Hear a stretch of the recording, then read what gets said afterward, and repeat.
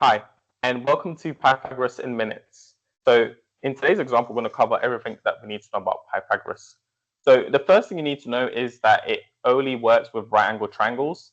And if it's a non-right angle triangle, it won't work, even if the angle is very close to 90 degrees. So the definition of Pythag here is a squared plus b squared equals c squared.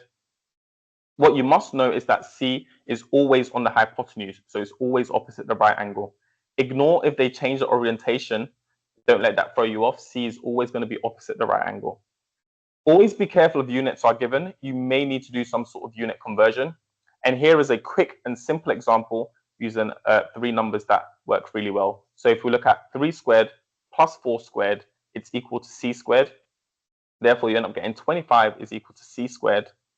And if you square root both sides, you get c to equal 5. Now, there are two solutions whenever you square root. So you should have c equals plus or minus 5, but we discard minus 5 because lengths must be greater than 0. So sometimes in Pythagoras' theorem, the hypotenuse may not be the unknown. The unknown may be either this side or that side. In that case, you need to be very careful. And also with this question, you need to be especially careful because there's also unit conversion involved. So you set up the Pythagoras' theorem. However, your unknown is on the left-hand side, not on the equals, because it's not the hypotenuse.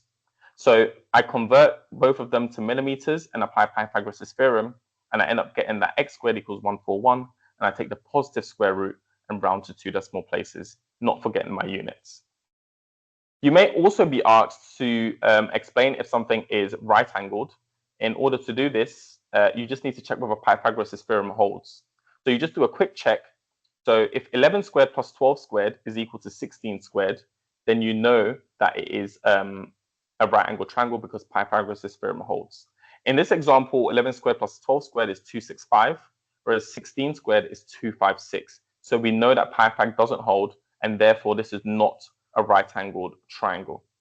Again, I do show all my students and all of the students I tutor at the moment that they need to be able to solve equations on the calculator. You can check most of your answers in exams using your calculator, but a lot of teachers don't go into this much detail. If you do want this level of detail and personalized tutoring, please message me on my email here. It will also be in the description box below. Here is a standard exam question. Please pause and try it. And here is the work solutions to that question, to 3 significant figures. And again, here is my email, standard divide rates apply. Thank you for watching this video.